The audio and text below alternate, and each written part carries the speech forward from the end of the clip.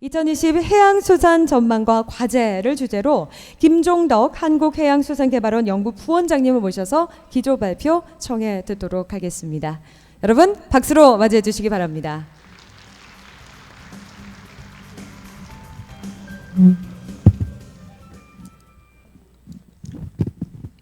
네, 안녕하십니까. 반갑습니다. 방금 소개받은 한국해양수산개발원 연구부원장 김종덕입니다.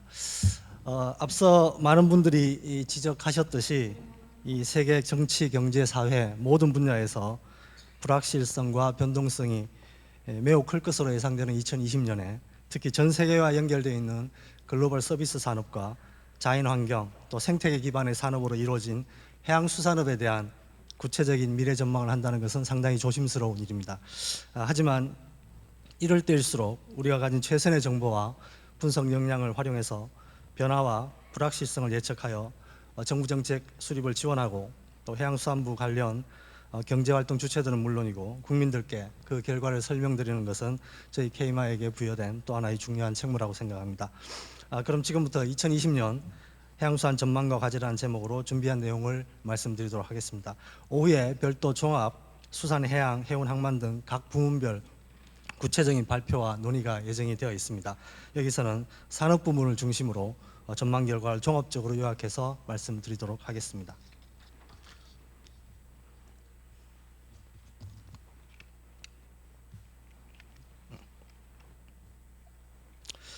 말씀드릴 순서는 2019년 진단, 또 2020년 전망, 그리고 향후 과제 제안 순입니다.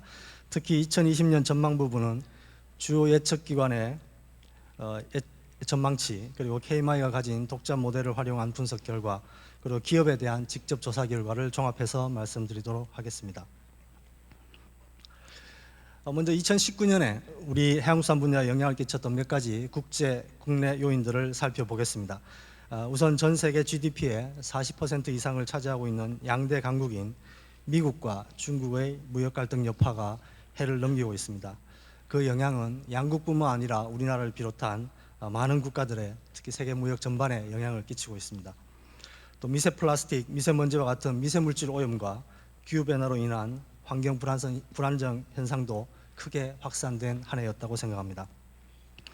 또 해양에서의 국제 규범은 해운 분야뿐만 아니라 수산 및 해양자원 이용 등 해양수산업 전 분야에서 강화되고 있고 지역적으로는 아세안 국가들의 경제적인 부상이 주목을 받았던 한 해였습니다. 국내적으로는 4차 산업혁명 기술에 대한 해양수산 부분의 대응이 본격화되었으며 해양공간 이용에서 발생할 수 있는 갈등 조정 또 예방적 조치를 위한 계획적 해양공간 관리 체계가 닻을 올린 한 해였습니다. 장기간 지속되고 있는 해운 불안 극복을 위한 노력도 하나씩 이제 그 성과를 나타나기 시작한 해였다고 생각합니다. 수산 분야도 마찬가지로 새로운 혁신 정책이 정착되고 있으며 어려운 여건 속에서도 수산물 수출은 역대 최고치를 기록하였습니다. 지난 7월부터 일본이 예고 없이 시행한 우리나라에 대한 수출 규제와 블랙리스트 제외 조치 또한 여전히 해양수산 부분에 영향을 줄 수 있는 요인으로 남아 있습니다. 지난해 연말 K마이는 이러한 제반 여건들을 고려해서 수산, 해양, 해운, 항만 등 각 분야별로 국내 5대 뉴스를 선정한 바가 있습니다. 잠시 그 내용을 보도록 하겠습니다. 수산 부문에서는 수산혁신 2030, 또 어촌 뉴딜 300, 양식산업발전법 제정 등이 선정되었으며 해양 분야에서는 해양공간계획 및 관리에 관한 법률의 시행, 해양수산 스마트화 전략 수립, 해양 레저 관광 활성화 대책 등이 꼽혔습니다.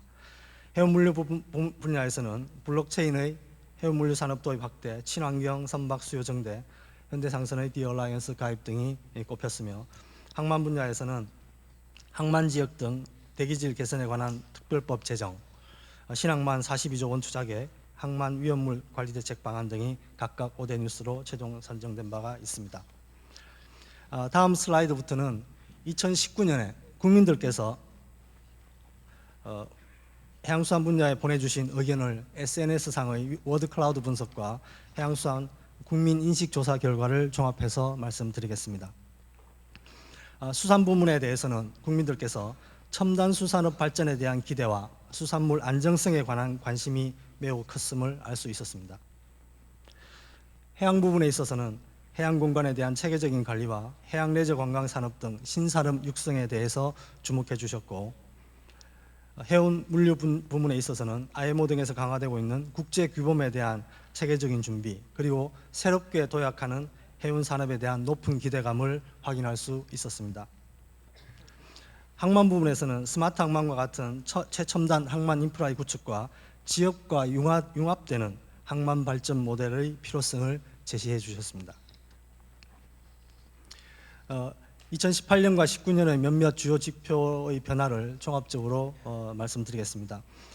전체적으로 수산물 생산량, 수상 레저기구 보급, 국내 컨테이너 물동량 등은 양적인 성장세를 보였으며, 지배선대 기준으로 외항선봉량과 조선 수주량은 전년에 비해 감소한 것으로 나타났습니다. 부가가치 측면을 본다면 조선 분야를 제외하고는 전 분야에서 부가가치가 상승한 것으로 나타났습니다. 그럼 지금부터는 2020년도 전망에 대해서 말씀을 드리도록 하겠습니다. 먼저 주요 예측기관의 세계 경제 전망을 살펴보면 세계 경제 성장률은 약 3% 전후로 예측이 되고 있습니다. 교역 증가율은 예측하는 기관에 따라서 약 2배 정도 성장률 차이가 있습니다만 대략 2 내지 3%의 증가세가 전망됩니다.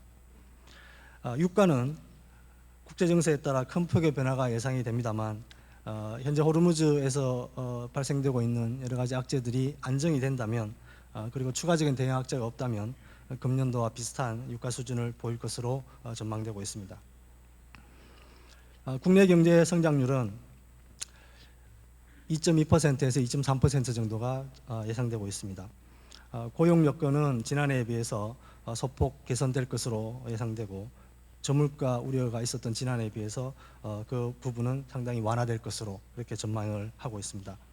물론 말씀 여러 차례 드립니다만 미중 간의 무역 갈등, 또 호르무즈 해협, 또 더 좀 확대해서는 중동 지역의 불안전 상태 등의 변동 요인에 따라서 급변의 가능성도 물론 여전히 남아 있습니다만, 전체적인 경제 여건은 현재 지난해에 비해서는 개선될 여지가 높은 것으로 전망이 되고 있습니다. 그럼 KMI에서 분석한 해양수산 부문 각 분야별 주요 전망치에 대해서 간추려서 설명을 드리도록 하겠습니다. 세부적인 항목은 말씀드린 대로 오후 세션에서 좀 더 구체적인 내용으로 논의가 이루어질 예정입니다.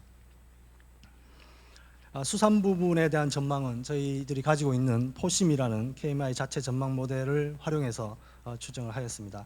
나머지 해양관광, 해운항만, 조선 부문에 있어서는 주요 예측 기관의 정보와 또 KMI 자체적으로 구축하고 있는 다중회귀 분석과 머신러닝 분석 기법을 도입한 전망 모델을 활용하였다는 것을 말씀을 드립니다.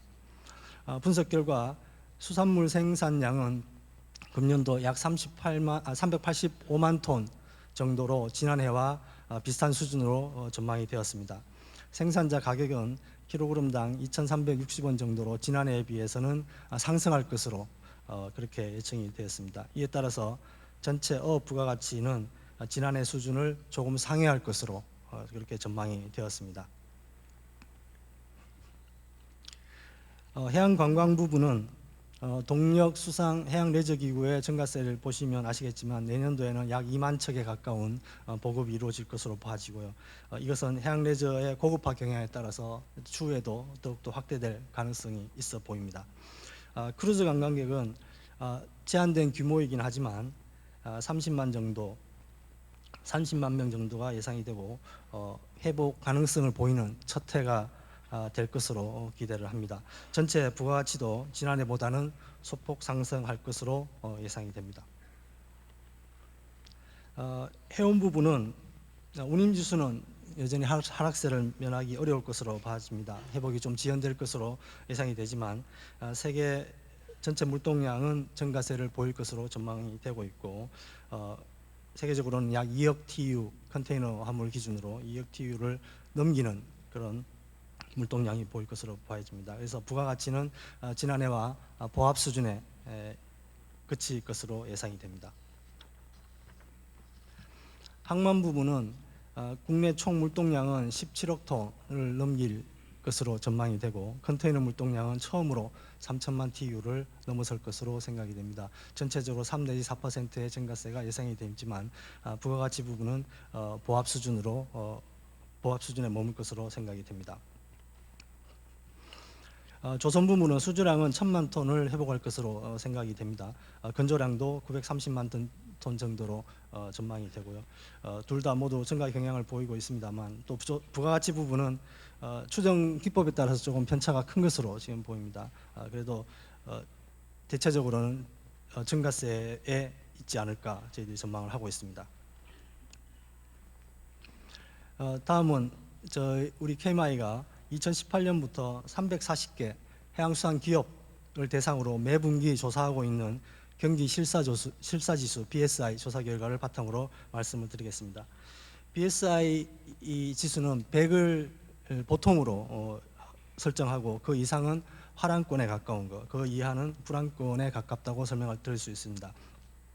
전체 업황은 작년도에 약 78 정도로 평가를 하셨습니다. 금년도에 82 정도로 여전히 보통 이하를 나타내고 있기는 하지만 지난해에 비해서는 긍정적인 전망이 조금 높아졌음을 알 수 있습니다. 세부 사항으로도 매출, 고용, 설비, 채산성 모든 면에서 조금씩 나아질 것으로 기업들은 전망을 하고 계십니다.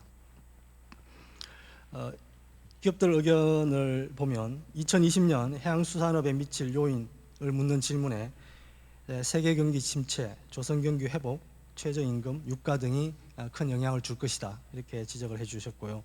2년 후 조금 먼 미래를 저희들이 여쭤봤습니다. 2년 후에는 BSI 지수가 약 96에 가깝게 나타났습니다. 그래서 불황권을 벗어나고자 하는 기대감 또한 크게 작용하고 있음을 알 수 있고요.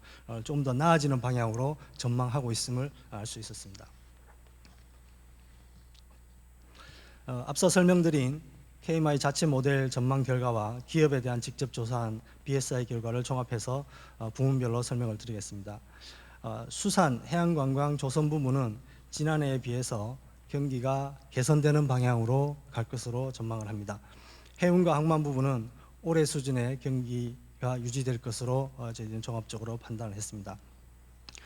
다만 좀 더 긍정적인 측면을 보자면 기업들이 현재의 업황이 부진함에도 불구하고 설비 투자에 대해서는 해양수산 전 분야에 걸쳐 적극적인 의지를 밝히고 있다는 점입니다. 앞서 보여드린 2020년에 대한 경기 회복 기대와 같은 맥락에서 이해할 수 있다고 생각이 듭니다. 자, 이상으로 2019년에 대한 종합적인 진단, 또 2020년에 대한 전망에 대한 설명을 간단히 마치고 해양수산업의 미래 성장을 위한 제안을 한 가지 드리고자 합니다. 아시다시피 전 세계는 ICT 기술의 발달에 따라서 다양한 방식으로 연결성이 확대되고 있습니다. 다가올 5G 시대에는 기존의 휴먼 네트워크에 더해서 사물 인터넷, 빅데이터 시대가 열릴 것입니다. 이에 따라서 경제 분야에 있어서도 경제활동 상호 간 또는 주체 간 연결성과 의존성이 더욱 심화될 것이며 해양수산 분야도 예외 없이 국제 정치 경제 변화는 물론 기술 개발, 자연환경 변화, 사회적 변화에 반응하여 활동 또 주체 간의 연결성은 더욱더 심화될 것입니다. 이러한 현상은 과거 우리가 분절적으로 대처가 가능했던 각종 위기나 발전 방안 모색이 미래에는 점점 복잡해지고 어려워짐을 뜻합니다. 또한 예상치 못한 부작용과 새로운 유발위기로 인해서 기대한 효과를 창출하지 못할 우려가 크다는 것을 의미합니다. 예를 들어서 미중 간의 갈등은 경제, 무역, 기술, 지적재산권, 국제규범 설정에 영향을 주고 있습니다. 이는 해상에서의 경제활동, 신산업 발전, 수산물을 비롯한 해양자원 이용에 영향을 미치게 되고 더 나아가서 국내의 사회적인 문제와 연결이 된다면 지역에 따라서는 심각한 파급 효과가 나타날 수도 있다는 것을 의미합니다. 또한 KMI 분석 결과로 보면 현재 추세대로 진행이 된다면 해양수산업의 GDP 기여율이 지난해 약 2.44%에서 6년 후에는 2.08%대로 하락할 우려가 있는 것으로 예측이 되었습니다. 이는 비록 해양수산 부분의 GDP가 증가함에도 불구하고 국가 전체 GDP에서 해양수산 부문이 차지하는 비용이 감소할 수 있다는 것을 의미합니다. 이를 방지하기 위해서는 앞서 말씀드린 상호 연결성 심화와 국제 규범 강화에 대해서 체계적으로 대응하고 인구 감소 등 사회 현상을 고려하면서 4차 산업 기술을 통한 신산업 육성, 지방의 해양력 증진을 위한 종합 대응책과 더불어 글로벌 해양 경영 시대를 열어가는 혁신 성장 전략이 필요하다는 것을 의미합니다. 이러한 숙제에 대응하기 위해서 KMI는 해양 대전략 구상을 제안합니다. 해양 대전략이란 우리나라가 처한 대내외 환경과 여건을 활용, 극복하고 2030년까지 GDP 직접 비율을 3%대로 회복하면서 글로벌 해양 선도국가 실현과 새로운 해양수산 발전 모델 도출을 위해 지방과 함께 국가 경쟁력을 극대화하고 미래 첨단 해양수산업을 디자인하며 거시경제 변화를 정밀하게 예측 분석하고 사회 여건 변화에 연착륙 적응할 수 있는 종합 전략을 의미합니다. KMI는 이 해양대 전략 구상이 구회만 그치지 않고 구체화되는 데 기여하기 위해서 2020년에 다음과 같은 과제에 도전하고자 합니다. 첫째, 지역이 가진 해양수산 잠재력을 극대화할 수 있는 연안해양 지역발전 모델을 개발하겠습니다. 둘째, 4차 산업혁명과 인구구조 변화 등 사회 여건 변화를 고려해서 해양수산 발전 기본계획 2045 해양비전 수립 등을 통해서 미래를 착실히 준비를 하겠습니다. 셋째, 우리나라가 글로벌 해양 모델 선도국가로 발돋움하기 위해서 시급하다고 판단되는 국제해양 규범에 대한 종합적인 연구 체계를 마련해 가도록 하겠습니다. 그리고 마지막으로 해양, 수산, 해운, 물류, 항만을 통합하는 정부 내 위성개정 구축을 위한 노력과 더불어서 매크로 경제 전망 역량을 한층 더 강화해 나가도록 하겠습니다. 한 가지 쉬운 일이 결코 아니라고 생각이 합니다. 저희들 최선을 다해서 노력을 하도록 하겠습니다.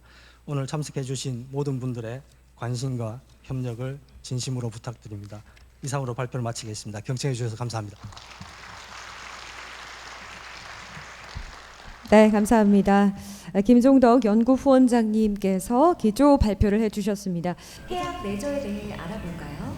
우리나라는 14,963km에 이르는 해안선과 3,300개가 넘는 섬, 그리고 274개에 이르는 해수욕장 등 해양 레저를 즐기기에 풍부한 자연환경을 가지고 있습니다. 아울러 국민소득 3만 달러 시대와 함께 워라밸의 중요성이 강조되면서 해양 레저에 대한 국민적 관심과 참여도 증가하고 있습니다. 우리 국민들은 바다를 어떻게 즐기고 있을까요? 해양 레저란 수영, 서핑, 해수욕 등 해양에서 이루어지는 관광 활동과 보트, 요트, 크루즈, 수중 레저 등 해양을 기반으로 하는 관광 활동을 포괄합니다. 수변에서 휴식과 레저를 즐기는 수변 활동형과 물을 적극 활용하는 수중형으로 구분하기도 하는데요. 수중형 해양 레저는 다시 동력과 무동력 기구 방식으로 나뉩니다. 동력 해양 레저 기구에는 크루저 요트, 파워 요트, 웨이크보드, 제트스키, 바나나 보드 등이 있습니다. 동력을 이용해 스피드를 즐기거나 선상 위에서 멋진 시간을 보낼 수 있죠. 무동력 해양 레저 기구에는 빙기, 바다 래프팅, 서핑, 카약, 스키 스쿠버 등이 있습니다. 바다, 파도는 해양 환경관을 이용하기 때문에 흥미, 만족도, 성취감 등의 면에서 크게 인기를 끌고 있습니다. 그렇다면 우리 국민들은 해양 레저를 얼마나 즐기고 있을까요?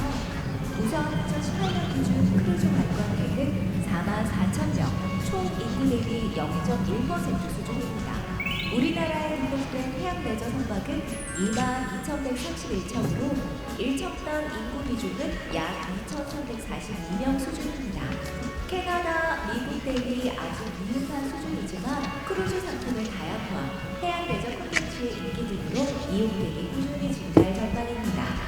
국내 서핑 인구는 2017년 기준 20만 명으로 최근 3년 새에 5배나 증가했습니다.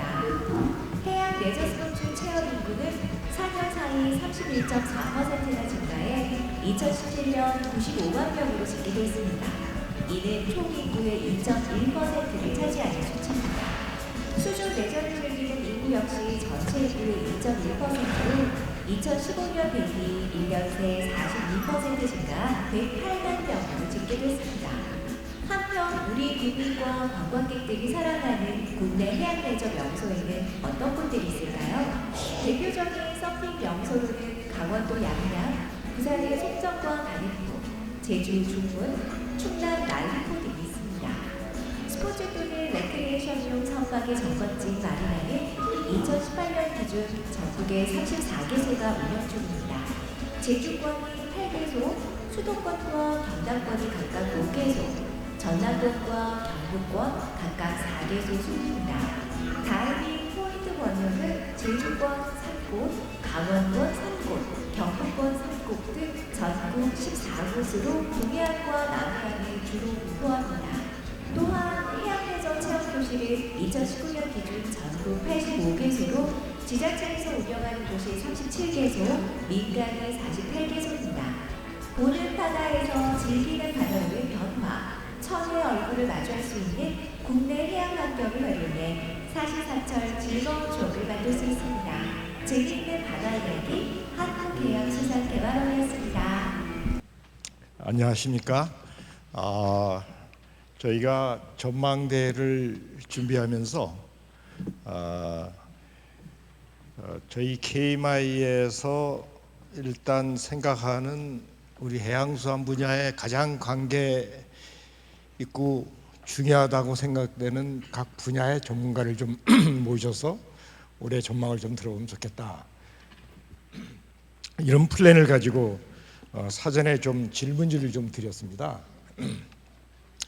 그래서 시간이 좀 많이 경과했기 때문에 한 분씩 그 전망에 대한 질문을 어떤 내용을 드렸는지, 그리고 그분들이 어떻게 생각하는지를 제 시계로 보니까 벌써 한 약속 시간이 한 20분 정도 지난 것 같아요. 식사도 해야 되고. 제일 많이 준비해 오신 분은 우리 장영수 교수님이신데 특별히 제가 부탁을 좀 드리겠습니다. 예를 들어서 시간이 조금 경과하면 죄송하지만 조금 정리를 해 주십시오, 이렇게 부탁드릴 테니까. 왜 그러냐면 지금 저희가 진행하는 동안에 플로어에 있는 분들이 많이 질문을 하고 싶은데 그 내용이 실시간으로 이곳에 지금 반영이 돼서 앞에 보시는 모니터에 올라와서 가장 뜨거운 관심사의 질문이 뭔지를 저희가 플로어에서 또 받을 예정입니다. 그래서 일방적으로 저희만 하는 게 아니고 주어진 시간 내에 좀 저희가 준비한 전망도 말씀을 드리고, 또 플로어에서 각계 계신 분들이 오셨기 때문에 그분들한테도 최대한 또 의견을 듣거나 또 질문을 좀 받고자 주어진 시간 내에 좀 특별한 시간 컨트롤을 좀 부탁드리겠습니다. 여기 프로그램 보시는 것처럼 어떤 분야의 전문가를 모시면 좋을까 하고 저희 KMI 내에서 많이 이제 토론한 결과 역시 우리나라 거시경제 전체를 들여다보는 KDI의 경제 전망 실장을 모시고 먼저 얘기를 하고, 그 다음에는 스마트 해양수산이라는 요체는 어떻게 보면 요체 중에 요체는 앞으로 로봇을 중심으로 하는 융합 기술을 어떻게 적용할 것인가 하는 관점에서 로봇융합연구원의 여진구 원장을 모시고요.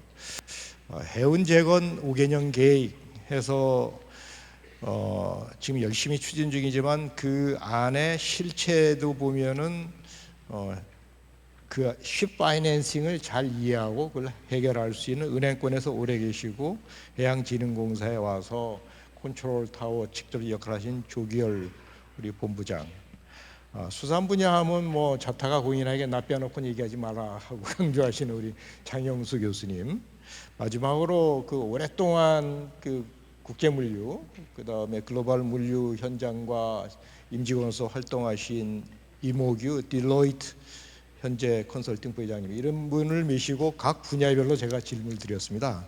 먼저 거시경제를 전망하는 우리 KDI의 실장님께는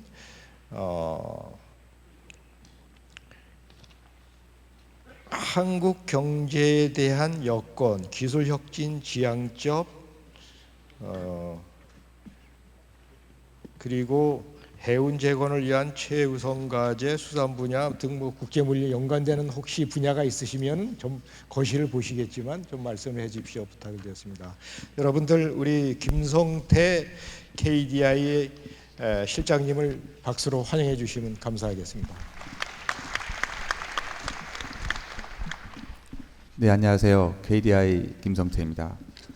제가 해양수산 분야 전문가는 아닙니다만 이런 귀한 자리에 초대해 주셔서 진심으로 감사의 말씀을 드립니다.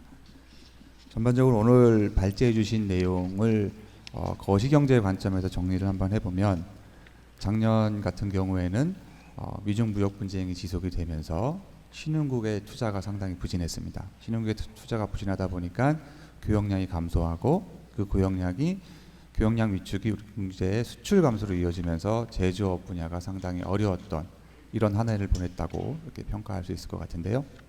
작년 1년을 지나는 과정에서 미중 무역 분쟁과 관련된 이슈들이 부분적으로 타결이 되고, 그다음에 그동안에 누적되어 있던 신흥국 쪽에서의 투자 압력들이 다소 해소가 되면서 올해는 내년보다 세계 경제가 조금 더 반등을 할 것이다라는 것들이 저희 KDI뿐만 아니라 대부분의 기관에서 전망하고 있는 이런 내용이 아닌가 싶습니다.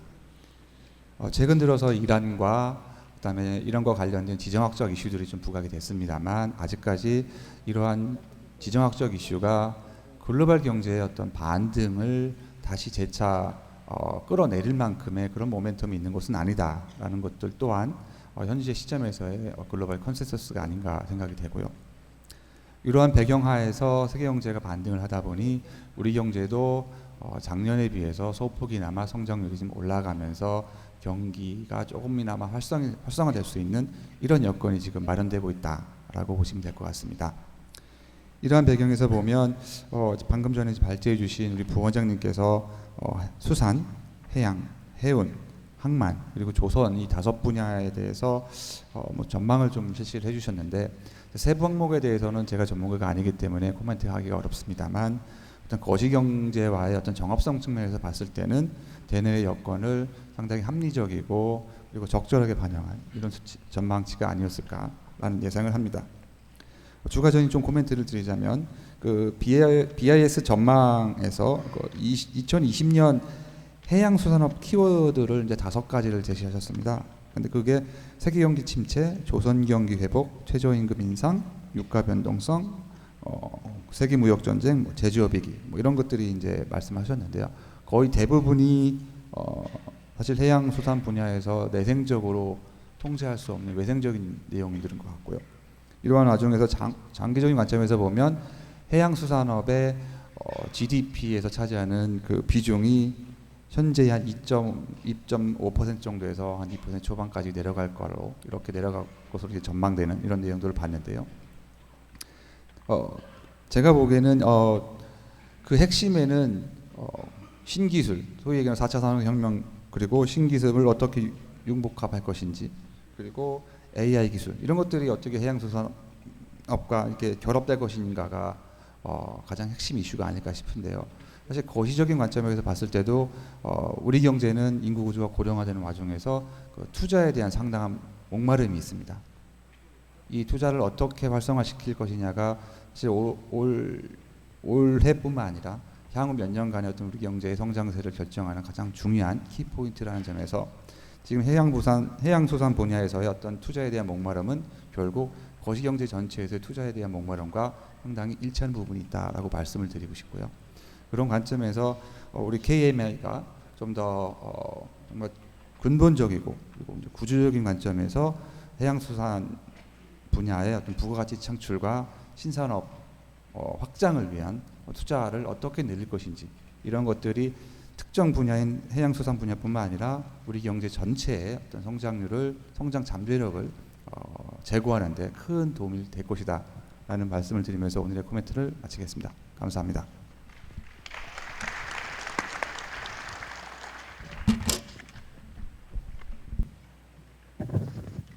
감사합니다.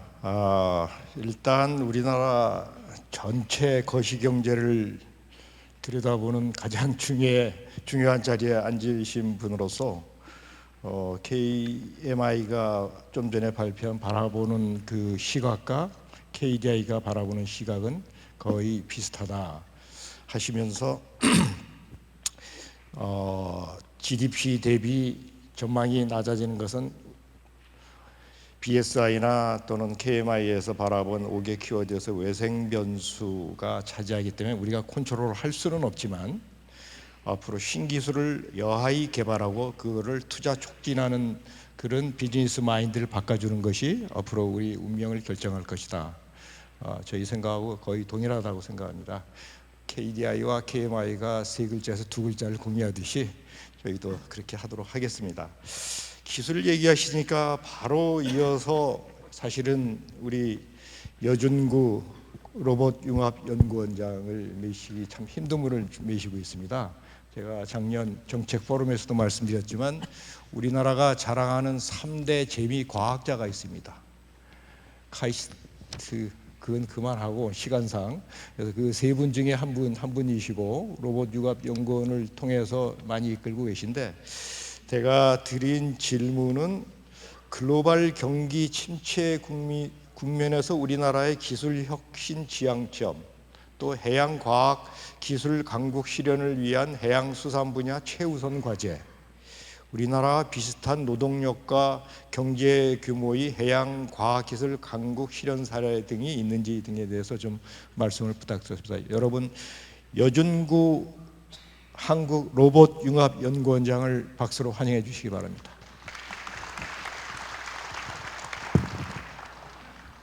네, 개인적으로는 제가 그 로봇 분야에서도 이제 수중 로봇을 했었기 때문에 관련이 좀 있긴 있고요. 또 미국에 있을 때 NSF에서 이쪽 분야도 같이 관리를 했어서 그래서 좀 아마 오늘 저를 불러주신 것 같습니다. 감사합니다. 과학기술 강국이라는 것은 결국은 뭐 해양뿐만 아니라 다른 분야도 마찬가지지만 원천 기술 확보가 굉장히 중요하다고 생각이 듭니다. 우리나라 지금 R&D 예산이 98년 과기부 시작할 때 한 3조였는데 지금 24조 곧 30조가 된다고 얘기를 하고 있습니다. 그리고 GDP 대비 전 세계에서 1, 2위 할 정도로 굉장히 투자를 많이 하고 있는 나라가 되었는데요. 해양수산부 R&D 예산을 보니까 정부 예산의 한 3% 정도 되는 걸로 보여지고 있습니다. 그 중에서 한 반 정도가 그 산하에 있는 연구기관에 쓰고 있고 또 반 정도가 공모형 R&D 예산으로 쓰고 계신 것 같은데 해양수산부에서 하고 있는 공모형 R&D의 또 많은 부분이 그 인프라 구축이라든가 대형 장비 개발에 더 많이 쓰여지는 게 아닌가 싶은 생각이 자료를 봤으니 보니까 그렇더라고요. 그래서 조금 더 우리 적정한 예산을 좀 R&D 예산을 정부에서 이쪽 그 해양 수산 분야에 마련하는 게 좋지 않겠느냐. 저희가 연구를 하다 보면은 배를 타고 나와서 해야 되는데 이 배에 하루 빌리는 값이 수천만 원에서 억 달까지 됩니다. 하루에. 그러니까 굉장히 그 R&D 하기 어려운 분야예요. 돈이 많이 드는 분야인데 생각보다는 우리나라에서 그 R&D에 투자를 그렇게 많이 하지 않는 거 아닌가라는 생각이 듭니다. 제가 미국에 있을 때는 이 해양 쪽에 R&D 투자하는 정부 에이전시들이 NSF도 있었고요. 그다음에 노아도 있고 또 해군 연구 ONR도 있습니다. 그래서 또 사설기관인 뭐 슈미트나 엠버리 같은 데도 있었고 그래서 우리나라에서 지금 삼면의 바다라는 데서 과학기술 강국이 되기 위해서는 거기에 걸맞는 적정선의 예산이 필요하지 않나라는 생각이 듭니다. 아마 우리나라에서 예산을 R&D 예산을 제일 많이 쓰는 데가 과기부하고 산업부로 알고 있습니다. 한 반 정도 반 이상을 쓰고 있는데 이쪽 기초과학 관련된 것에 대해서는 해양수산부가 조금 더 좀 그런 그 부처하고 협의를 하셔서 같이 좀 많이 그 서포트를 해주시면 아마 이쪽 분야에 있는 사람들 연구하는 사람들의 활성화가 되지 않을까 생각이 들고 있고요. 또 한 가지는 뭐 산업부나 과기부에서도 하고 있습니다만은 현재 PD 제도라는 거를 도입을 해서 쓰고 있습니다. NSF에서 많이 쓰는 PD 제도인데 그게 무늬만 PD 제도지 제대로 된 PD 제도를 하고 있지 않습니다. 그래서 실적인 그 기획과 집행에 있어서 전문가가 해야 되는데 우리나라 전반적인 과학 분야에 대한 그 기획이나 집행이 상당수가 비전문가거나 아니면 비상임 전문가에 의해서 지금 행해지고 있어서 그게 좀 안타까운 마음입니다. 예산은 자꾸 늘어나는데 아마 해양수산부 쪽에서도 킴스트의 PD 제도를 갖고 있는 걸로 알고 있는데 실적인 PD 제도가 아니고 좀 더 그 전문성이 좀 더 많이 생겨야 되는 그런 요구 사항이 있어 보입니다. 또 한 가지 좋은 뭐 방법 중에 하나는 그 이제 그 연구진에서 하고 있는 ERC나 MRC 같은 그런 그룹 연구하는 그런 이제 제도들이 있는데 해양수산 쪽에도 그런 그 AIRS 같은 집단 연구, 장기적인 집단 연구할 수 있는 프로그램을 좀 지원을 해주시면 좋을 것 같다는 생각이 들고요. 기술 분야는 지난 12월에 우리 장관님께서 지금도 여기 앉아 계시지만 그날 직접 발표를 해주셔서 굉장히 감명을 받았는데 그 4차 산업혁명과 스마트 해양수산이라는 주제를 말씀해 주셨고 아마 1년 가까이 아마 그 준비를 하셔가지고 해양수산부에서 기획을 하신 걸로 알고 있고 올해부터 또 예산까지 확보하셔서 진행하신다는 말씀을 제가 들었습니다.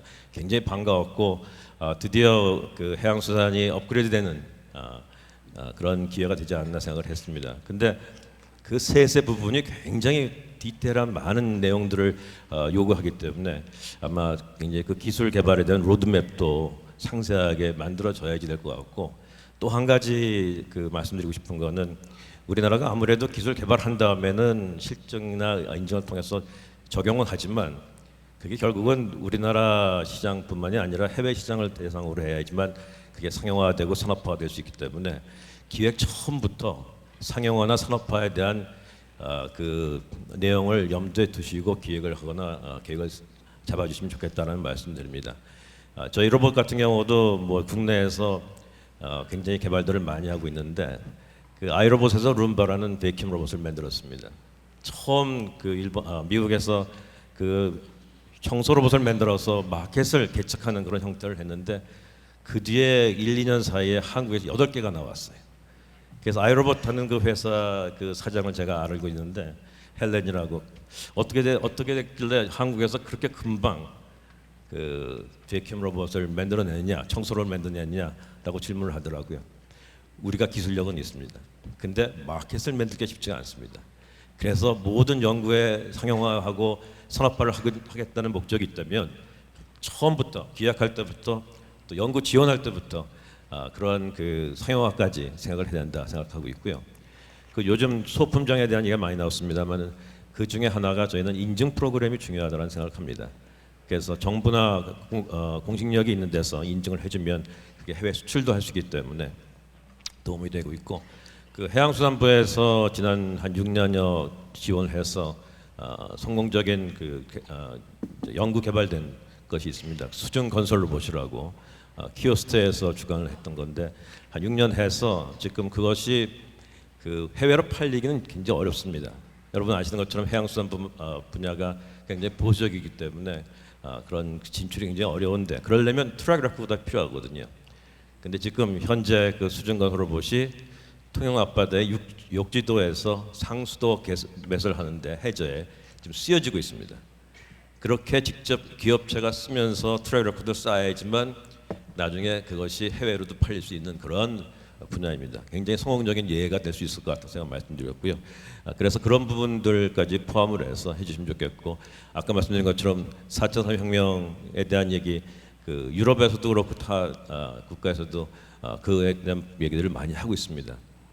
그 주제의 요점은 safer, smarter, 그다음에 greener 이런 식의 어떤 주제를 가지고 4차 혁명의 기술들을 접목을 해서 해양수산 또 마리타임 테크놀로지의 개발을 하겠다. 그래서 마리타임 기술의 도전 2030에도 그런 얘기를 담고 있습니다. 그래서 그런 그런 점에서 봤을 때 지난 12월달에 발표해 주신 우리 장관님의 그 4차 산업혁명과 해양수산, 스마트 해양수산 굉장히 좋은 시도라고 생각되고 좋은 결과가 있기를 바라겠습니다. 이 정도로 제 말씀 마치겠습니다. 감사합니다. 예, 여기 한 분 한 분마다 사실은 하실 얘기가 다 많으신 분들이에요.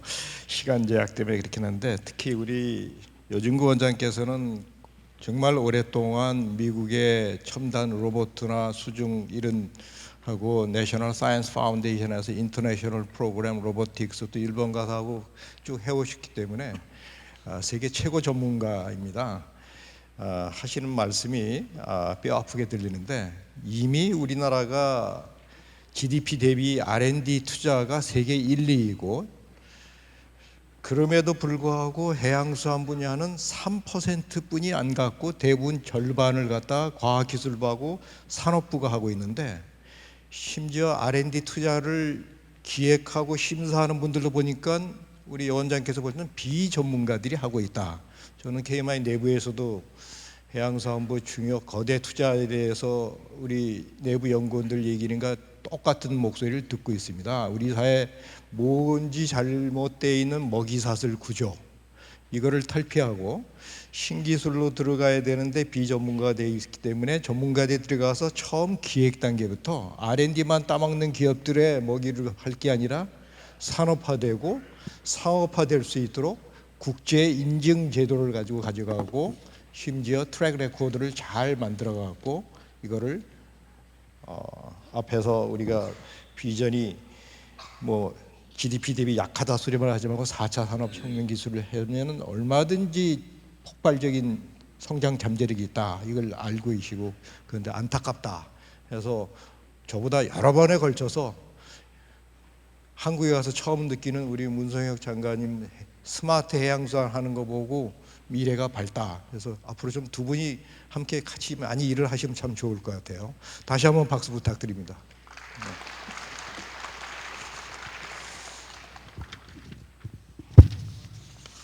다음에는 이게 물류 현장에서 꽤 거의 평생을 보내신 우리 이모규 딜로이트 컨설팅 그 부회장님을 메시는 목적은 올해 그 국제 물류 동향과 전망 여기에 대해서 좀 말씀을 부탁드리고, 해운 물류 기업이 국내에만 있는 게 아니라 해외 공동 투자 활성화하고 어떻게 하면 상생할 수 있느냐, 이런 부분을 말씀드리는데, 해양사업부에서 해외 투자하기 위해서 한 50몇 건을 갖다가 했지만 feasibility study 단계에서만 다 끝나고 실질적인 투자가 하나도 이루어지지 않았습니다.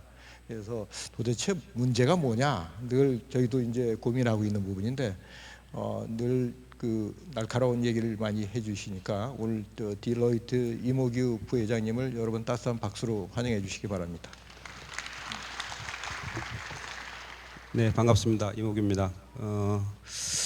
2020년 국제물류 동향에 대해서 말씀을 하셨는데, 제가 지금 좀 드리고 싶은 말씀은 전체적으로 세계의 그 물류가 어떻게 지금 바뀌어가는지 거기에 대해서 잠깐 좀 말씀을 좀 드리고 싶습니다.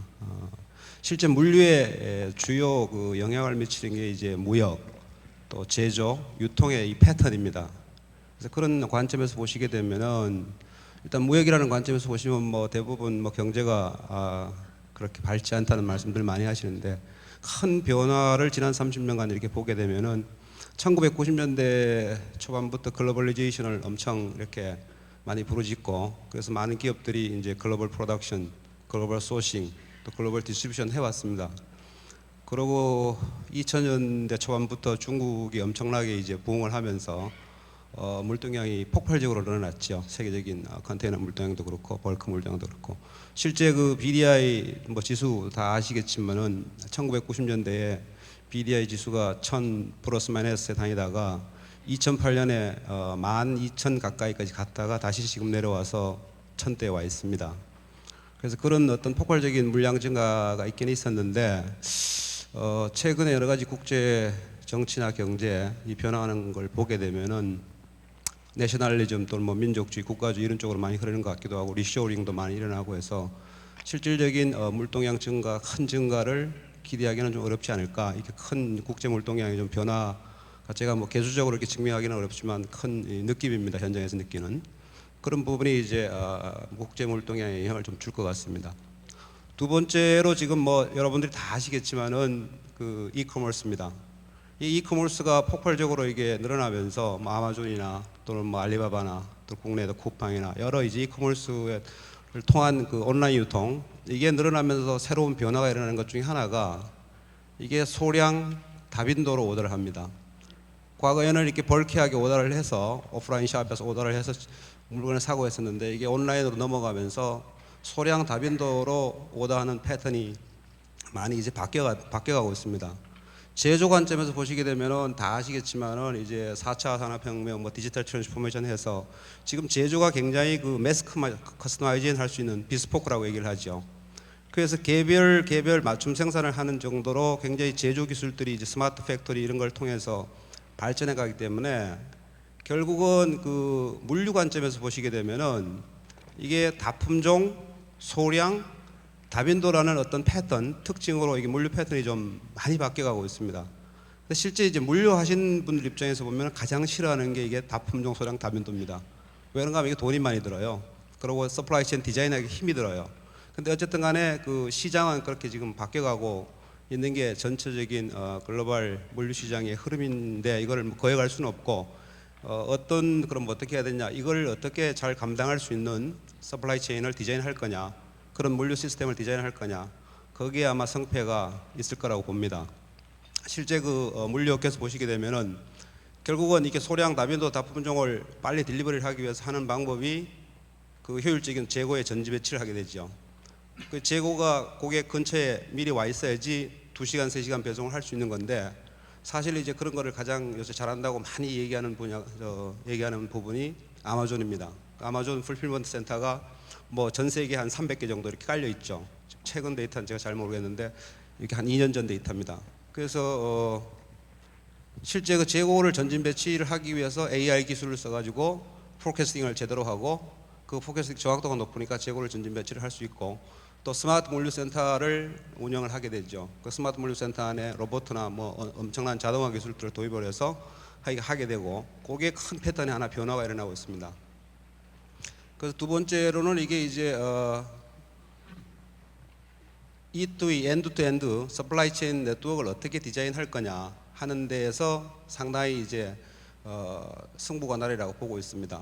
그래서 그걸 잘 하기 위해 가지고는 뭐 서플라이 체인 네트워크 설계도 중요하지만은 그 안에 변화하는 패턴 중에 예를 들어서 소량 다빈도로 이렇게 주문 물량이 바뀌어가기 때문에 이걸 잘 하기 위한 어떤 콘솔리데이션의 새로운 프로세스. 그 과거에는 예를 들어서 벌크한 아이템이 움직이니까 큰 대용량의 물량이 움직였는데, 지금 오더 패턴이나 생산 패턴이 다 작아지기 때문에 이걸 글로벌하게 어떻게 콘솔리데이션을 잘 할 거냐, 여기에 상당히 그 답이 있지 않을까 생각이 듭니다. 간단한 예를 하나 드리면은, 제가 사업을 할 때 이렇습니다. 중국에서 알리바바에서 말레이시아에 있는 어떤 업체가 알리바바에 주문을 합니다. 주문을 하면은 그 주문된 소량들을 그 광동성에 있는 어떤 허브로 전부 모아서 그 물건을 컨테이너로 콘솔리데이션을 해서 원 컨테이너에 한 500개 아이템이 들어가요. 그걸 말레이시아의 쿠알라룸푸르에 가져와서 인디비주얼스 개별 샵에, 쿠알라룸푸르에 있는 개별 샵에 다이렉트로 브레이크 버크를 해서 딜리버리를 합니다. 홀 서플라이 체인이.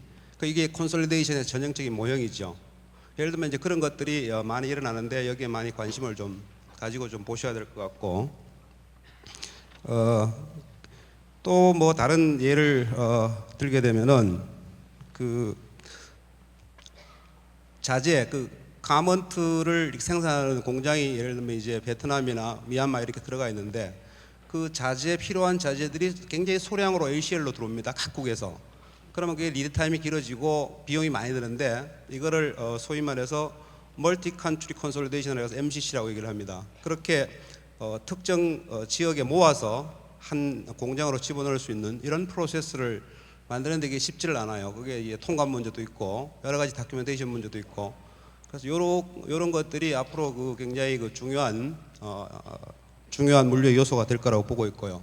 물론 이제 그 디지털 기술이나 ICT 기술들을 기반을 해가지고 이 전체적인 서플라이 체인 네트워크 설계하는 게 굉장히 승부가 되리라고 보고 있습니다. 그 외에도 뭐 이제 물류업계에서 많이 얘기하는 라스트 마일 딜리버리 서비스 굉장히 유행하죠. 우리나라 대한민국은 뭐 택배가 워낙 발달되어 있으니까 뭐 라스트 마일 딜리버리가 굉장히 그 잘 되는 상대적으로 잘 되고 있는 그런 국가인데, 뭐 각 나라에서 지금 라스트 마일 딜리버리 때문에 뭐 무인차 뭐 여러 가지 이제 기술들을 도입하고 드론도 도입을 하고 여러 가지 하고 있습니다. 그래서 그 부분이 하나의 특징이고, 전체적으로 물류 업계, 3PL 또 해운회사, 물류 관련한 업계에서 이 디지털 트랜스포메이션 기술을 적극적으로 활용을 해가지고 어쨌든 새로운 뭔가를 만들어내야지 여기서 경쟁력이 커지지 않을까 이렇게 보고 있고요. 그래서 지금 뭐 국내에서 지금 하여간 그 해운산업 재건 포함해서 우리나라 해운산업 재건을 위해서 많이 노력을 하고 계시는데, 제 생각으로는 이 전체적인 해운 물량, 국제 물량에 대한 파이가 급격하게 커지리라고 보지는 않습니다. 앞에서 말씀드렸다시피 물류 패턴도 많이 바뀌었고, 또 세계적인 경제 흐름도 그렇고, 그래서 파이가 급격하게 커지지 않는 데서 우리가 그러면 많은 걸 가지고 와야 되는데, 우리가 같은 파이에서 포션을 키워야 되는데 그러면 어떻게 할 거냐, 이런 관점에서 고민을 해보면은 결국은 제가 화두로 던진 거는 KCC 코리안 컨트롤 카고를 늘리자. 그러니까 한국 하주가 가지고 있는 물동량을 한국의 국적 선사나 한국의 물류회사한테로 많이 지원해 주는 건 뭐 당연한 일인데, 그거 가지고 충분하지 않으니 한국이 컨트롤할 수 있는, 그러면 한국 물류회사가 컨트롤할 수 있는 물동량을 글로벌 시장에서 늘리는 게 중요한 게 아닐까. 그 부분은 결국은 글로벌 고객들 확보를 위해 가지고 한국에 있는 3PL 물류회사들과 또 회원사들이 조금 협력을 해서 1분 이내 정리를 좀 해주시죠. 협력을 해서 공동으로 사업 개발하면 좋을 것 같다는 게 제 제언입니다. 그렇게 하기 위해서는 뭐 방법은 여러 가지가 있습니다. 뭐 비딩을 할 때 같이 참여를 한다든지, 공동으로 참여를 한다든지, E2E 서플라이 체인 설계를 할 때 거기에 같이 들어가서 일을 한다든지, 뭐 여러 가지 그런 아이디어들은 많이 있으리라고 보고 있습니다. 여하간 뭐 공동으로 대응을 해서 한국이 컨트롤할 수 있는 카고를 늘리는 전략적으로 접근해야 되지 않겠나, 이렇게 보고 있습니다. 이상입니다. 감사합니다. 죄송합니다. 여기 계신 한 분 한 분이 다 하루 종일 강의하시, 또 물류 얘기하면 저도 여기 와 계신 홍수영 총장님이 인하대학교 물류를 우리나라 최고로 만들라 해갖고 물류 프로그램 만들어서 17년 동안 해왔기 때문에 저도 할 말이 참 많은데, 시간 관계상 중요 포인트만 다시 한번 정리해 드리겠습니다. 이 경영하신 분들은 누구나 다 많이 알고 있는 그 패러다임 시프트죠.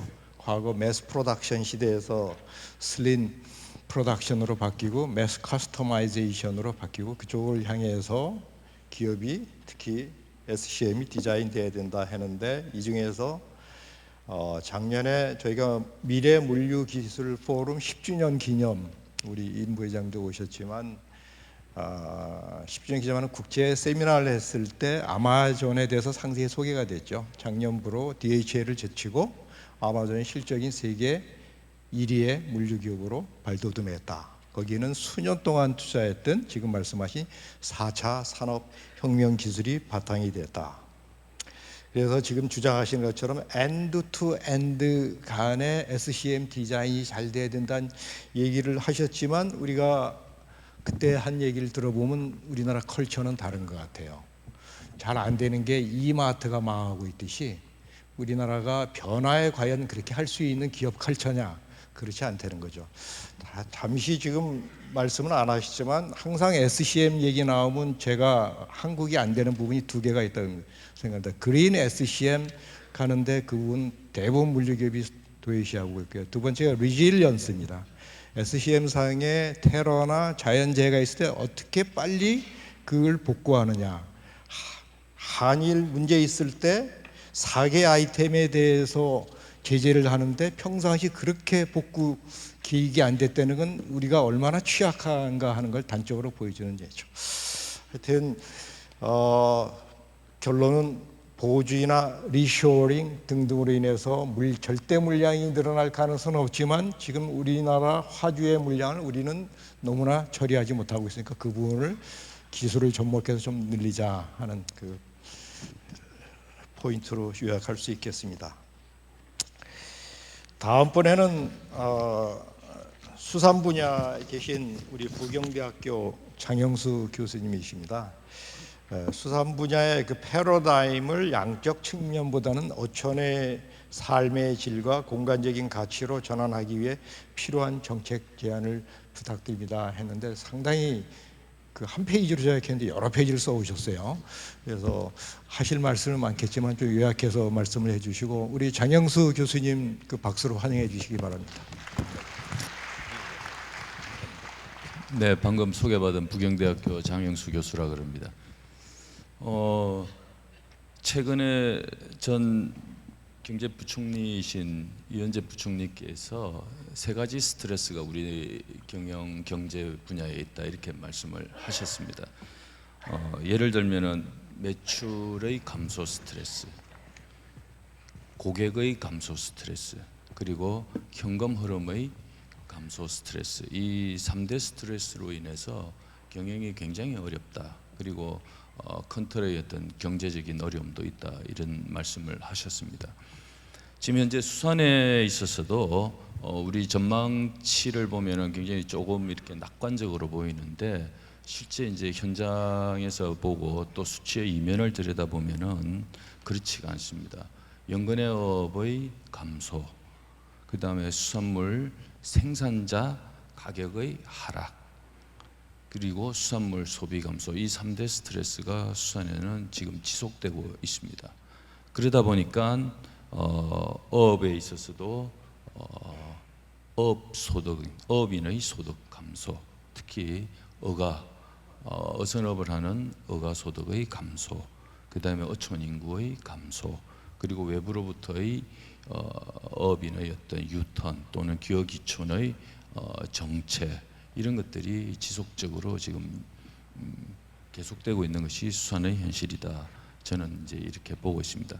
그럼에도 불구하고 이러한 현실을 타파하기 위해서 정부는 직불제를 확대하고 어촌 뉴딜 300을 추진하고 어선 감척을 하고 어업인 소득 감면을 범위를 확대하는 노력을 하고 2조 4천억이나 되는 수산 재정을 투입을 하고 있습니다.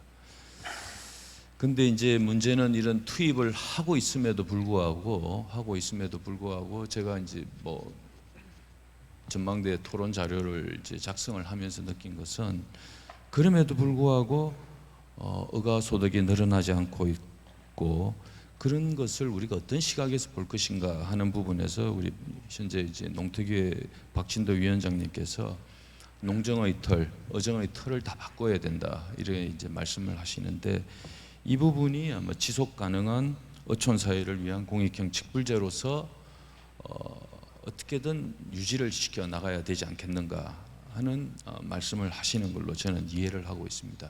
그래서 다양한 수산의 가치를 찾아내어서 어업인들의 정주 환경 그리고 어촌의 어떤 소득 정대 또는 유지를 시켜주는 것이 국가의 책무가 아니겠는가 이런 이제 말씀을 하시는 걸로 알고 있습니다. 그럼에도 불구하고 기업기촌이라든지 그런 어가 인구가 늘어나거나 또는 유지되는 것은 상당히 어려움이 있습니다. 지금 현재 고령화도 지금 36% 이상의 65세 인구가 자리를 잡으면서 어촌의 고령화가 해소되는 것은 굉장히 힘든 상황입니다. 그래서 이런 상황을 타파하기 위해서 어촌 뉴딜 300을 하고 있습니다만 이거 역시도 제가 보건대는 어촌 핵심의 가치 다변화에는 다소 정책적인 어떤 추진 과제 어젠더가 좀 한계가 있다 이렇게 보고 있습니다. 예를 들면 과거에 있었던 어촌 관광의 활성화, 다기능 어항 조성, 어촌 체험 마을의 조성, 어촌 뉴딜 300 이름은 다르지만 다 비슷한 정책으로 추진이 되었던 과제들입니다. 그렇게 추진되었던 많은 사업들의 성과들이 있었음에도 불구하고 현장에서는 시설이 유효화되거나 활용도가 낮거나 하는 문제들이 지금 발생을 하고 있습니다. 그래서 어촌 뉴딜 300도 거의 연장선에서 이루어진다면 어려움이 있을 것이다. 그래서 어떻게 보면 획기적인 그런 어촌의 공간적인 디자인을 새로 한다기보다는 어업인들의 삶의 정주 환경의 개선에 좀 더 방점이 찍혀야 되지 않겠는가 이런 생각이 듭니다. 그래서 여기에는 다양한 생산과 유통, 관광 이런 좋은 키워드들이 들어가서 지금 추진은 하고 있습니다만은 그런 부분들이 선행이 되다 보면은 실질적인 어업인들, 어촌의 어떤 정주 환경은 개선이라는 것은 제2의 어떤 중심 과제로 추진되지는 않을까 이제 이런 어려움을 한번 생각을 해봅니다. 그래서 그런 어려움들을 우리가 극복하기 위해서 이제 다양한 가치 사슬을 만들어내야 되는데 30년 전에 일본의 경제평론가가 우리나라 경제를 가마우치 경제라고 평을 했습니다. 어떻게 보면 좀 조롱이죠. 너희들이 열심히 해봤자 돈은 버는 것은 일본이다 이렇게 말한 것처럼 지금 현재 우리나라 수산 재정의 투입 역시도 어떻게 보면은 가마우치 경제에 가깝다 재정의 한 2조 4천억 원을 한 80%가 생산에 투입이 되고 있습니다. 생산에 관련된 정책에 투입이 되고 있습니다만은 전후방 관련된 유통, 소비, 서비스와 관련된 것들에 또는 어선의 건조라든지 어망이라든지 기계 설비 투자 이런 부분에 좀 더 파급이 되고 있지는 않습니다. 그래서 그런 부분들에 대한 가치 공유를 어떻게 할 것인가 하는 부분에 대해서도 우리 수사는 좀 더 노력을 해야 될 것으로 저는 보입니다. 그래서 우리 원장님께서 자꾸 저하고 눈을 마주치시는데 이제 마무리하도록 하겠습니다. 앞서 이제 스마트화도 많이 말씀을 하시는데 우리 수산의 스마트화는 한국형 스마트화가 필요하다. 한국형 수산 스마트화가 필요하다. 양식장도 강소 양식장들로 키우기 위한 스마트화가 필요한 것이고요.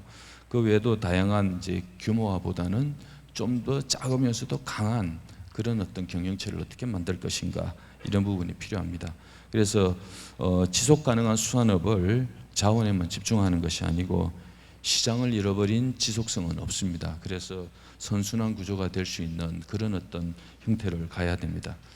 그래서 제가 보건대는 조금 뭐 담론처럼 들리겠습니다만은 바다의 폐쇄성을 극복하지 않으면 어렵다. 그래서 어업인의 바다에 혁신자의 아이디어와 기술이 들어가고 기업의 자본이 유치되지 않으면은 수산은 획기적인 발전은 어렵다라고 저는 보고 있습니다. 그래서 정리해서 말씀을 드리면은 우리 수산의 어떤 재정 또는 수산의 정책 틀을 두 가지 트랙으로 가야 되지 않나 하는 생각을 듭니다. 하나는 우리 박진도 위원장님께서 추구하시는 어촌 어민들의 정주 환경 그리고 소득 증대에 직접적으로 영향을 줄 수 있는 정책이 이루어져야 되고 또 하나는 수산의 혁신 이 부분에 대한 정책이 과감하게 도입이 되어야 되는 이 두 가지 트랙을 가지고 수산이 지속 발전할 수 있기를 기대해 봅니다. 감사합니다. 예, 장영수 교수님 감사드리고 죄송합니다. 자꾸 눈을 마주쳐서 잘생겨서 눈을 마주쳤던 겁니다. 3대 스트레스가 있고 저희 KMI에서 밝게 문제점은 같이 인식하지만 해결을 하기 위해서는 저희는 밝게 전략을 짜고 있는데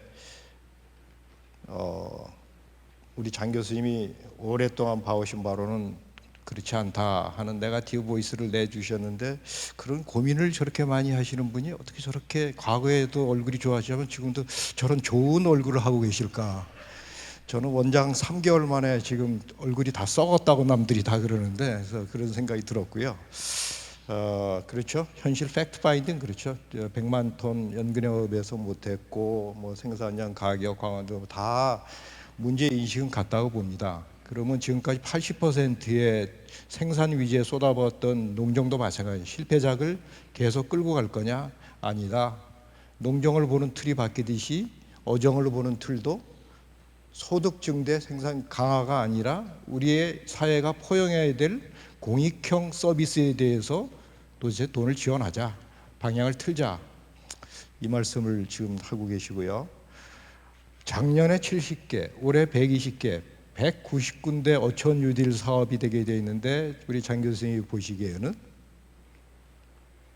희망적이지 않다.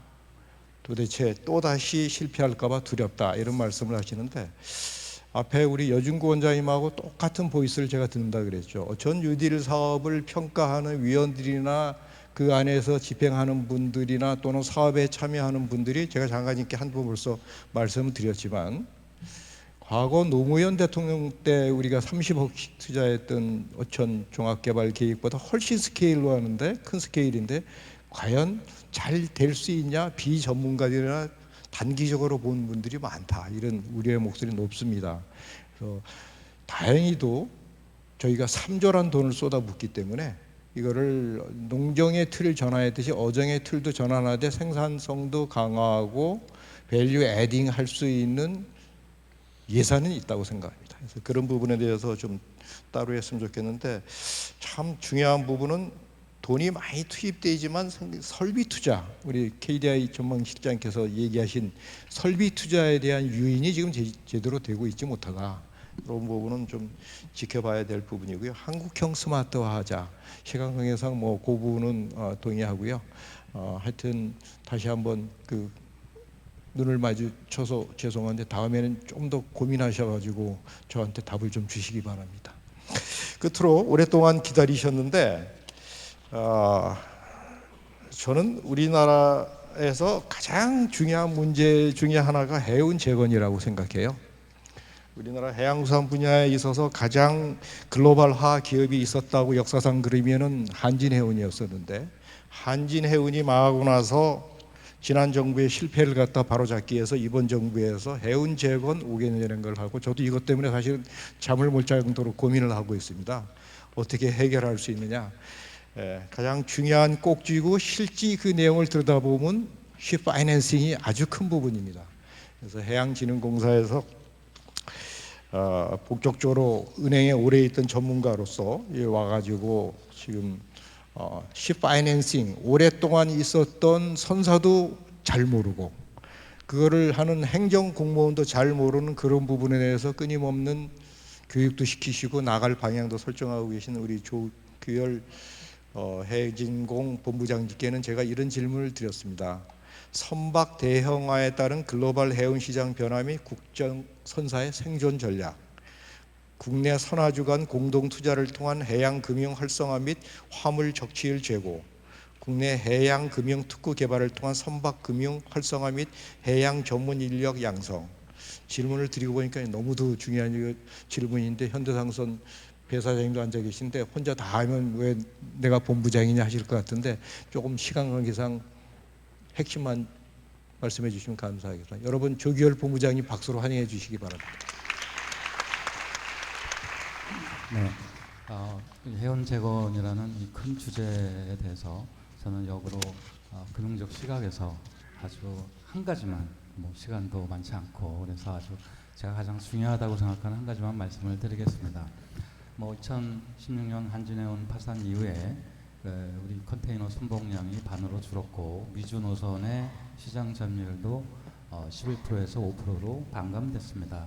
그래서 우리 해양수산부에서는 2018년에 해운 재건 5개년을 수립을 했고, 그 큰 틀의 하나가 해운 매출액을 2022년까지 51조, 또 우리 컨테이너 선봉량을 110만 TU 이렇게 확장하는 예심찬 계획을 마련했고, 그 이행 툴로서 금융기관인 해양진흥공사가 설립돼서 한 1년 반 동안 열심히 노력을 해왔습니다. 그래서 그런 과정에서 돌이켜보면 우선 선박금융의 금융 공급 측면에서 보면 아시다시피 본연의 선박금융을 취급하는 금융기관이 많이 없다. 산은과 수은 이외에는 본연의 선박을 담보로 한 선박금융을 지원하는 금융기관이 없고, 최근에 부산은행, 농협, 수협에서 해양보증 우리 공사의 보증을 갖고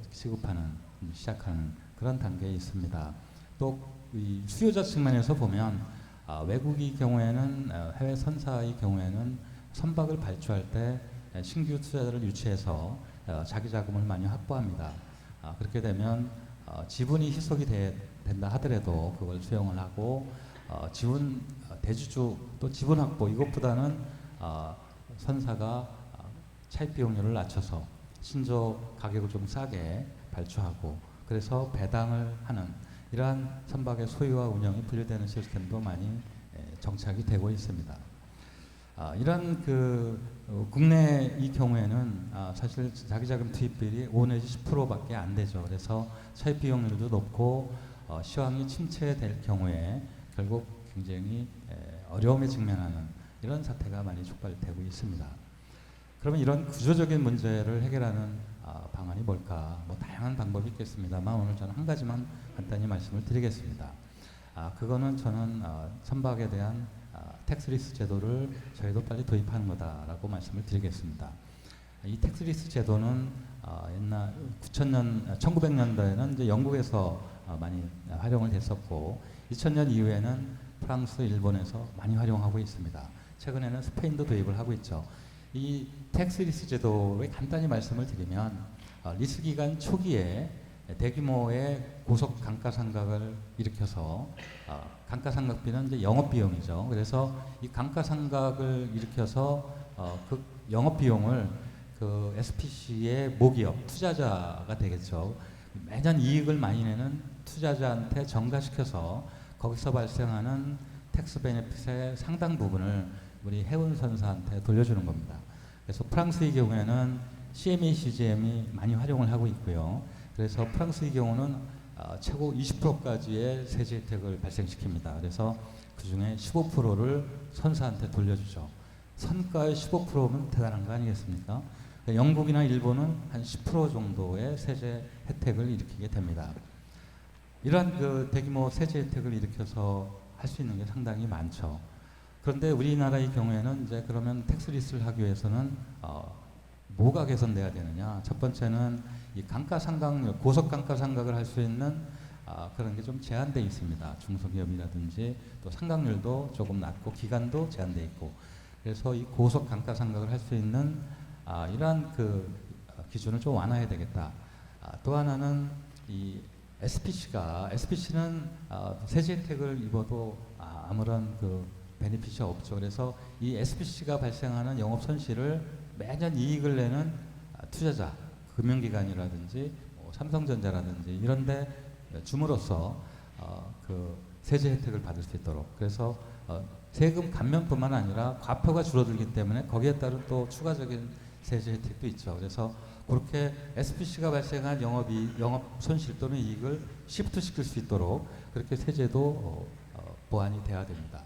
마지막으로는 그걸로 충분하지 않고, 그거는 세금 납부의 지연 효과에 따른 텍스 베니핏이기 때문에 프랑스의 경우에도 그 나중에 리스 기간 종료 전에 그 SPC에 또는 SPC의 지분을 양도하는 매각 차익에 대해서 거기서 면세를 하고 있습니다. 95% 면세를 하고 있습니다. 그래서 이렇게 해서 종합적으로 발생하는 세제 베네핏이 20%가 되는 겁니다.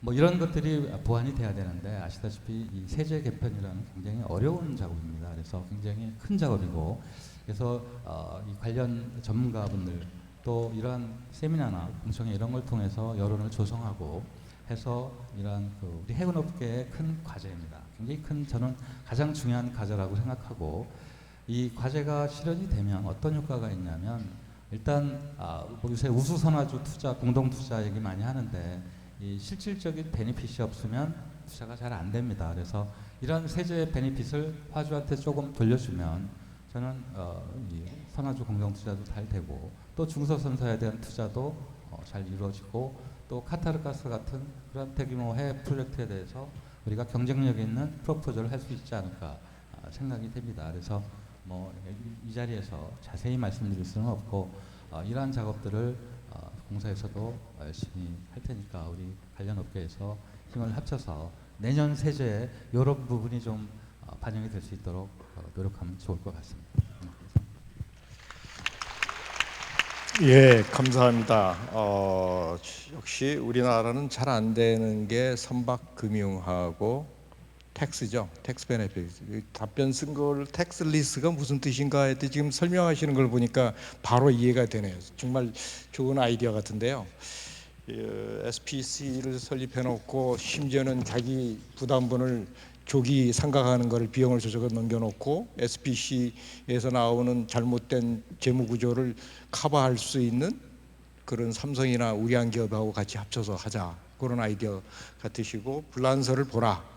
불란서에 보면 실제 텍스 베네핏이 20%가 이르다. CMA, CGM 말씀하셨는데, 힘든 시기에 불란서 정부와 은행이 어떻게 CMA, CGM을 잘 키우고 오늘의 세계 3위 기업으로 됐는가, 상세한 스토리는 여러분 밖에 나가서 해양 책략책을 사보시면 자세히 나와 있습니다.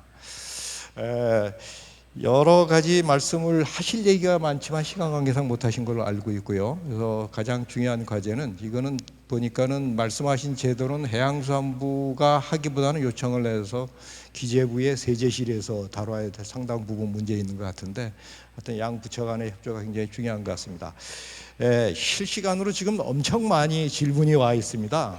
그래서 시간 관계상 이 진행하는 분들이 온라인 등록 질문은 시간상 1번만 받겠다 했고 나머지 내용은 오후 세션이 각각 열리기 때문에 거기서 답변 드리러 할 테니까 왜 힘들게 질문했는데 오전 내내 기다렸는데 우리 무시하냐 이렇게 생각지 마시고요.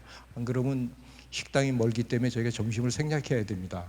그래서 양해 좀 부탁드리고 1번 질문 제일 많이 나오는 것이 해운업 뒤에 스크린에 떴죠.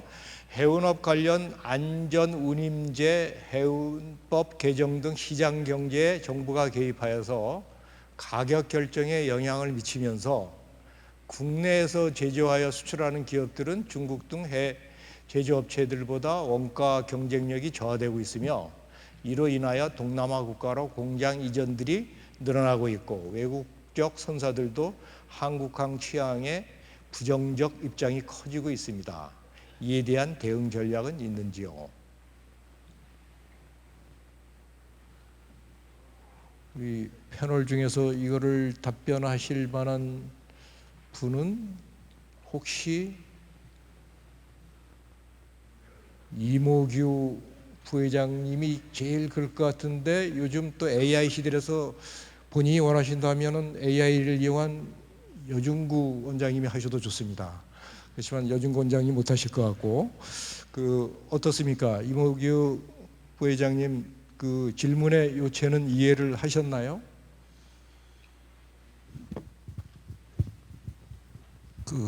제가 지금 저 위에 법 개정 관련해 가지고 자세히 팔로우가 안 돼 있어서 어쨌든 간에 질문의 요체를 보게 되면은 정부에서 시장 가격 결정에 좀 관여를 해서 뭐 많은 부분들이 동남아로 이제 이전하고 있다는 이런 말씀이신 것 같은데 제가 정확한 사정은 진짜 답변을 좀 하기 어렵겠습니다. 외국 국제선사들이 지금 취향이 얼마나 지금 부정적인지 파악이 안 돼 있어서요. 혹시 플로어에서 제가 이해하는 질문의 요지는 짐작컨대 내용을 보니까 지금 우리 정부에서 해운업 살리기를 위해서 이 내용으로만 보면요, 저도 제대로 팔로우는 안 돼 있는데 안전 운임제 등 해서 어느 정도 이익을 내거나 안정적인 운임 구조로 가기 위해서 해운업 개정 등 해서 정부가 지금 시장 개입이라는 표현을 썼는데 해운 살리기의 일환으로서 아마 도와주려는 정책이 있는 것 같은데 이러면은 여기서 국내에서 제조해서 수출하는 기업들 입장에서는 보면은 우리 화주들은 가급적 우리 해운이나 항만을 쓰면은 이게 선화주 뭐 상생 전략이라는 이런 것 등에서 여러 가지 항만 사용료도 감축시켜주고 이렇게 해서 좀 해운 살리기도 하고 조선도 살리고 이렇게 하려고 애를 쓰는데 오히려 수출하는 기업들은 보니까는 해외 제조업체보다 shipping 코스트가 더 많이 들어서 shipping 코스트가 수출하는데 붙다 보니까는 원가 경쟁력에서 저하된다. 그래서 여기서 생산을 하는 것보다 생산 기지 자체를 동남아 국가로 이전을 해야 되는데 그렇게 되면은 우리 자체 우리 게이트웨이 카고라 그러죠. 수출 카고가 결국 줄어들게 되면 외국 선사들이 한국 물량 달라고 그러는데 그럼 뭐하러 우리나라에 오는가? 이런 효과를 갖다가 지금 얘기하고 있는 것 같아요. 그래서 근본적으로 정부에서는 해운 살리기 일환으로 이렇게 보호를 하려고 했는데 그 임팩트가 반대로 작용이 되죠. 수출 기업 입장에서 이런데 그거를 갖다가 대응 전략은 있는지요? 이런 질문인 것 같습니다. 혹시 질문하신 분 계시면 제 해석이 저는 맞다고 믿고 있는데 혹시 다르면은 플로어에 계신 질문하신 분이 한번 일어나서 하셔도 좋고 아니면은 답변을 지금 질문의 요체는 이해하고 계시겠죠? 제가 제조업체들 원가 경쟁력이 이제 물류비 때문에 이전한다는 요 부분에 대해서는 좀 케이스를 잠깐 좀 말씀을 드리겠습니다. 실질적으로 제조 공장의 거점을 결정을 할 때 이제 소위 말해서 TCO, Total Cost of Ownership, 마켓에 물건을 내놓을 때 이 어느 정도 원가에 내놓을 수 있냐는 걸 검토를 할 때 물류비라는 부분이 상당 포션 차지를 합니다. 그렇지만은 다른 제조 원가에 비해서 그 물비 포션이 차지하는 비율이 뭐 전자업종이나 또는 가먼트나 업종에 따라 차이가 있지만은 그게 뭐 3%, 2% 또는 많은 경우는 6, 7% 차지하는 경우도 있는데 물류비 때문에 공장을 옮긴다는 결정을 하는 의사결정은 상당히 어려운 게 아닌가 저는 그렇게 봅니다. 물론 중요한 요소이긴 합니다. 시간 관계상 예, 제가 그 질문이 맞다고 생각하면 제가 평상시 생각했던 아이디어는 이런 겁니다. 만약에 이게 사실이라면 그럼 싱가포르에서는 왜 다국적 기업들이 그렇게 많은 리저널 허브를 거기다 두고서 옆에 있는 주롱이나 하는 데에서 그 항만을 이용할까? 거기는 도메스틱 카고가 거의 없죠. 다 트랜시먼트 카고인데 답은 제대로 된 가격을 줄 수 있을 만큼 해운 기업도 그렇고 항만 시스템도 효율화되면 경쟁력이 생긴다고 생각합니다. 왜 많은 글로벌 기업들이 싱가포르를 자기들 중요한 파이널 어셈블리를 하거나 하는 그 리저널 허브로 결정하겠습니다. 그들이 갖고 있는 비싼 값에도 불구하고 가지고 있는 경쟁력, 서비스 인더스트리의 특징이 그거죠. 왜 똑같은 매트리스인데 하룻밤 자는데 누구는 50불 내지 80불 자고 300불짜리 이상을 내는 거죠. 서비스가 남다르다는 거죠. 그래서 우리 항만이 지금 4차 산업혁명, 우리 해운이 정시성 또 다른 걸 가지고 화주에 대해서 우리를 이용함으로써 결국은 수출 경쟁력에 도움이 된다는 확신했을 때는 싱가포르처럼 우리를 떠나지 않고 돌아올 수 있다고 생각합니다. 시간 관계상 이런 정도로 마치고 오늘 여러 가지 말씀을 해주신 발표자, 토론자, 또 플로어에 계신 분들 협조에 감사드립니다. 일단 시간 관계상 이상으로 오전 세션은 마치고 식사 시간을 갖고 오후에 다시 시작하겠습니다. 감사합니다.